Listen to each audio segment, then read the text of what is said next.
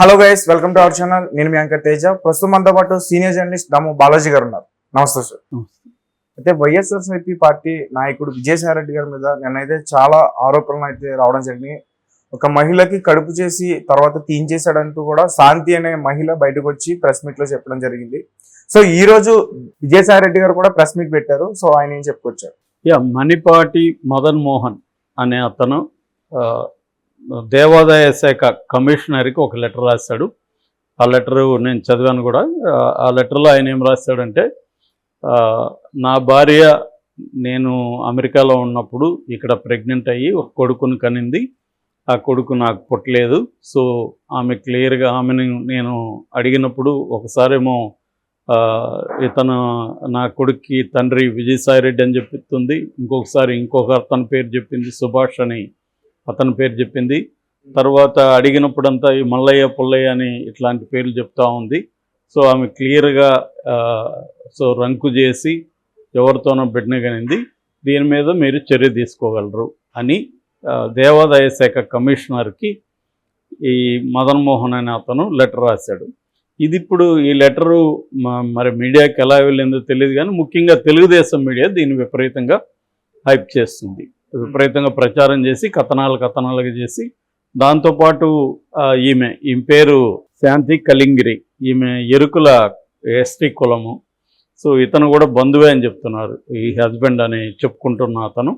So దీంతో Vijayasai Reddy involve అయ్యేసరికి తెలుగుదేశం వాళ్ళు ఒక్కసారిగా దీన్ని పెద్ద ఎత్తున బ్లోఅప్ చేశారు. దాంతోపాటు ఆమె గతంలో విజయసాయి రెడ్డి ట్వీట్ల కింద కామెంట్లు చేస్తుంటే దాన్ని కూడా వైరల్ చేశారు. అంటే విజయసాయి రెడ్డికి ఈమెకి లింక్ ఉందని చెప్పడానికి ఆ కామెంట్లను తీసుకొని పట్టుకున్నారు. దాని తర్వాత ఈమె అవినీతి పరురాలని గతంలో ఆంధ్రజ్యోతిలో కథనాలు వచ్చాయని చెప్తున్నారు. వాటిని మళ్ళీ తీసుకొచ్చి ఈమె వైసీపీ నాయకులతో కలిసి అవినీతి చేసింది, అసలు ఈమెను పెట్టిందే విజయసాయి రెడ్డి తీసుకొచ్చి అని. ఈమె ఎవరంటే ఎన్టీఆర్ జిల్లా దేవాదాయ శాఖకి అంటే ఎండోమెంట్ డిపార్ట్మెంట్లో అసిస్టెంట్ కమిషనర్గా ఉంది అనమాట. విజయసాయి రెడ్డి కాదు, ఈమె ఉంది, శాంతి ఉంది. సో ఈమెను పోస్టింగ్ విజయసాయి రెడ్డి ఇచ్చాడనేది తెలుగుదేశం వాళ్ళ ఆర్గ్యుమెంట్. సో ఓవరాల్గా ఏంటంటే విజయసాయి రెడ్డి ఈమెతో బిడ్డను కన్నాడు అక్రమంగా. ఈమెకు భర్త ఉండగా భర్త అమెరికాలో ఉన్నప్పుడు కన్నాడు అని మదన్ మోహన్ వాళ్ళ భర్త పేరు. అతను ఏం చెప్తున్నా అంటే, నేను 2022 ఇయర్లో అమెరికాలో ఉన్నాను. మొత్తం జనవరిలో వెళ్ళి సంవత్సరం అంతా అక్కడే ఉన్నాను. ఆ టైంలో ఈమెకి జూలై ప్రాంతంలో ప్రెగ్నెంట్ అని నాకు తెలిసింది. దాని తర్వాత 23 జూలైలో మేము బిడ్డను కన్నది. సో నేను అమెరికాలో ఉన్నప్పుడు ఈమె ఎవరితో కనింది అనేది అతని ఇది. సో దీన్ని మామూలుగా అయితే ఏం చేయాలి మీడియా, ఆమెను అడగాలి, ఇట్లా లేఖ లీక్ అయింది మీరు ఏంటని ఆమెను అడగాలి, విజయసాయి రెడ్డిని కూడా అడగాలి. కానీ అవి ఇవాళ మనం చూస్తున్నాం కదా, మనకు న్యూస్ దొరకడమే, సెన్సేషన్ న్యూస్ దొరకడమే ఎక్కువ అన్నట్టుగా జస్ట్ న్యూస్ రాగానే అందరూ వేసేస్తారు.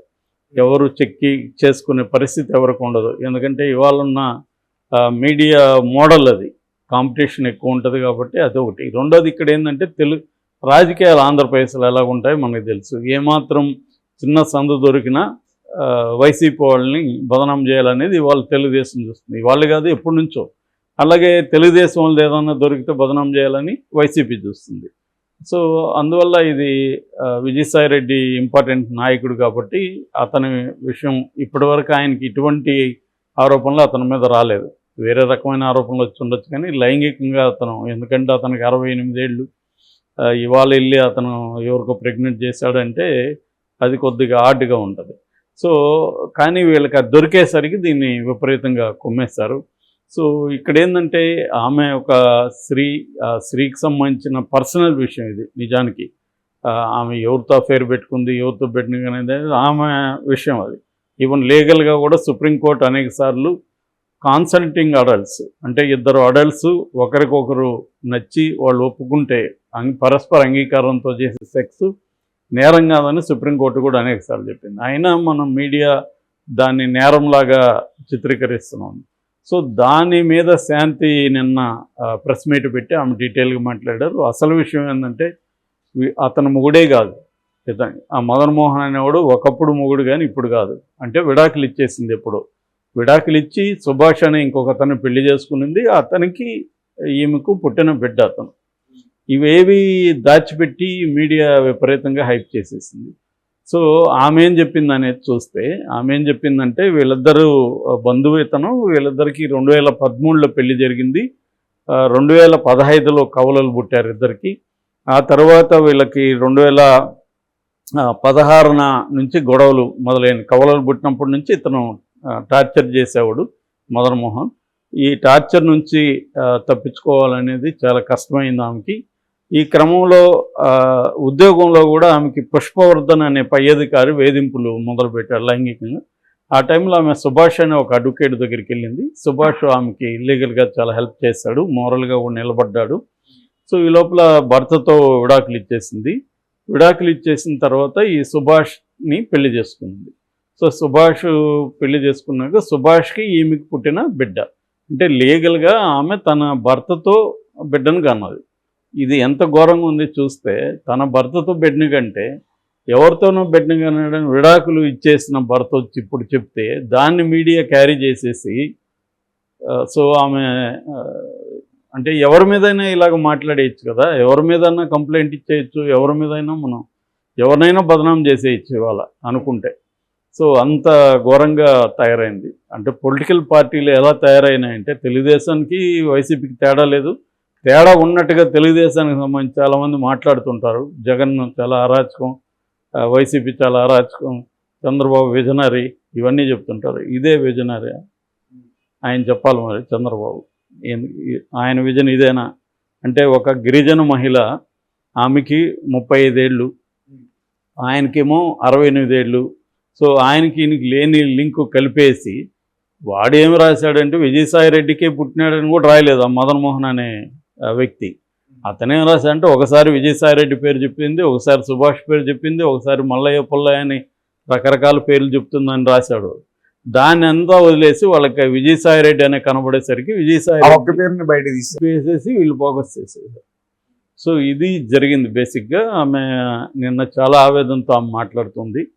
సో నన్ను రెండోది ఏంటంటే, అతను 30 కోట్లు డిమాండ్ చేశాడు మాజీ భర్త. సో 30 ఎందుకంటే 100 కోట్లు ఏమి అవినీతి జరిగిందని గతంలో ఆంధ్రజ్యోతి రాసింది, తెలుగుదేశం మీడియా రాసింది. అందుకని 100 కోట్లు నీ దగ్గర ఉంది కదా, నాకు 30 కోట్లు ఇవ్వు, లేకపోతే నేను నిన్ను బయటకు ఎడేస్తా అని అతను బెదిరించాడు. దానికి తగినట్టు నేను అసలు అవినీతి చేస్తుంటే కదా నేను 30 కోట్లు 100 కోట్లు నా దగ్గర ఉంటే కదా నేను ఇవ్వడానికి. సో అలాగా అతను బ్లాక్మెయిల్ చేసి నేను ఇవ్వలేదని చెప్పి ఇలాగా చేశాడు. ఇదంతా కూడా తెలుగుదేశం వాళ్ళు అతను కలిసి ప్లాన్ చేశారు. నువ్వు కంప్లైంట్ ఇవ్వు, దాన్ని మేము మీడియాలోకి ఎక్కిస్తాం అనేది ఇదంతా ముందే అవగాహనతో జరిగినట్టు కనిపిస్తూ ఉందనేది చెప్తున్నారు. సో నేను చాలాసార్లు చెప్తుంటాను, ఈ మధ్య ప్రతి వీడియోలో చెప్తున్నా, పొలిటికల్ పార్టీలకి మన దేశంలో ఏ పొలిటికల్ పార్టీకి ఇంకొక పార్టీకి బేసిక్ డిఫరెన్స్ ఏమీ లేదు. అందరూ ఒకటే. వెధవలు అనుకుంటే అందరూ వెధవలే. ఆ పార్టీలో ఉన్నంత మాత్రం మంచోళ్ళు, ఈ పార్టీలో ఉన్నంత మాత్రం చెడ్డోళ్ళు అనేది ఏం లేదు ఇక్కడ. అందుకని మనకి ఇవాళ చూస్తే పొలిటికల్ పార్టీలకు ఎలా మారుతున్నారో కూడా చూస్తున్నాం. ఎవరికేమీ లాయల్టీ అనేది లేదు, పార్టీ లాయల్టీ లేదు, ఇంకా ఐడియాలజీ అనేది అసలు బూత్ పదం అయిపోయింది. ఎవరికేమి సిద్ధాంతాలు అనేది ఏ పార్టీకి కూడా లేవు. పైకి ఏం చెప్పినా కూడా ఆచరణలో చూస్తే లేవు. అందుకనే మనకి ఈ పార్టీలో గెలుస్తాడు, మళ్ళీ ఆ పార్టీలోకి వెళ్ళిపోతారు. ఇక్కడ కూడా చూస్తున్నాం, కాంగ్రెస్ పార్టీ గతంలో గెలిచిన వాళ్ళందరూ బీఆర్ఎస్లకు వెళ్ళారు. ఇవాళ బీఆర్ఎస్లు గెలిచిన వాళ్ళందరూ కాంగ్రెస్లకి, బీజేపీలకు వెళ్తున్నారు. సో క్లియర్గా ఏంటంటే అధికారం ఇంపార్టెంట్ తప్ప, గెలుపు, అధికారం, డబ్బు ఇవి ఇంపార్టెంట్ తప్ప ఇవాళ ఎవడికి కూడా మోరల్ వాల్యూస్ అనేవి ఇంకా కామెడీ. అదేదో బాపు కార్టూన్ ఉంటుంది, అంటే సీరియస్ జోకులేమో సీరియస్గా చదువుతుంటాడు, సామాజిక స్పృహ అనే దాన్ని గట్టిగా విరగబడి చదువుతాడు అన్నమాట. అలాగే ఇవాళ ఎవరికైనా మోరల్స్ లేకపోతే నైతిక విలువలు ఇవి ఏ మీడియా రాసినా లేకపోతే ఎవరు చెప్పినా విపరీతంగా నవ్వాలన్నమాట. అంత పెద్ద జోక్ అయిపోయింది. సో అలాగా ఇప్పుడు ఈమె ఇష్యూని బ్లోఅప్ చేసేసి తెలుగుదేశం వాళ్ళు ఇతని మీద పగ తీర్చుకోవడానికి ఆమె జీవితాన్ని బలి చేశారు. సో ఇప్పుడు ఆమె రేపు పిల్లలు ఉన్నారు ఆమెకు, రేపు బయట పోయి పనిచేయాలి ఆమె. సో రేపు ఆ బిడ్డ ఇవన్నీ చూస్తాడు కదా, పెరిగి పెద్ద అయినా కూడా మీడియాలో ఎక్కడికి పోదు. సో మీ నాన్న విజయసాయి రెడ్డి అంట కదరా అని రేపు ఆ అబ్బాయిని వేధించరా అంటే ఎంతమంది జీవితాలతో మీడియా ఆడుకునింది, తెలుగుదేశం మీడియా లేదా తెలుగుదేశం నాయకులు అనేది ఇక్కడ చూడాలి. సో దీనికి పరిష్కారం అంటూ ఏం లేదు, ఎవరికి వారు ఫైట్ చేయాల్సిందే. విజయసాయి రెడ్డి కూడా ఇప్పుడు ప్రెస్ మీట్ పెడుతున్నాడు కాసేపట్లో. తను కూడా తను ఏం చెప్తాడు ఇదే చెప్తాడు. తనకు తెలిసిన తను దానికి సంబంధం లేనప్పుడు ఆయన ఏం చెప్తాడు. సో ఇది బేసిక్గా అంటే గతంలో వైసీపీ చేసిన పని ఇప్పుడు తెలుగుదేశం వాళ్ళు చేస్తున్నారు. గతంలో మనం చూసాం చంద్రబాబు విషయంలో, లోకేష్ పుట్టుక విషయంలో వైసీపీ అంత నీచంగా చేసింది. అదేవిధంగా అదే స్థాయి నీచత్వాన్ని వీళ్ళు కూడా తెలుగుదేశంలో కూడా ప్రదర్శిస్తున్నారు. ఇద్దరికీ ఏ రకమైన తేడా లేదు.